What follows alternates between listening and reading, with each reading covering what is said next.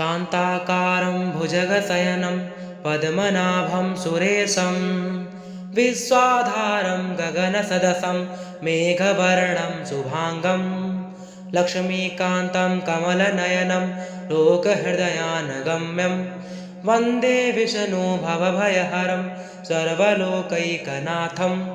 शान्ताकारं भुजगशयनं पद्मनाभं सुरेशं विश्वाधारं गगनसदृशं मेघवर्णं शुभाङ्गं लक्ष्मीकान्तं कमलनयनं लोकहृदयानगम्यं वन्दे विष्णु भवभयहरं सर्वलोकैकनाथं शान्ताकारं भुजगशयनं पद्मनाभं सुरेशं विश्वाधारं गगनसदृशं मेघवर्णं शुभाङ्गं लक्ष्मीकान्तं कमलनयनं लोकहृदयानगम्यं वन्दे विष्णु भवभयहरं सर्वलोकैकनाथं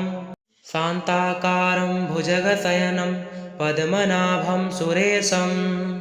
विश्वाधारं गगनसदृशं मेघवर्णं शुभाङ्गं लक्ष्मीकान्तं कमलनयनं लोकहृदयानगम्यं वन्दे विष्णु भवभयहरं सर्वलोकैकनाथं शान्ताकारं भुजगशयनं पद्मनाभं सुरेशं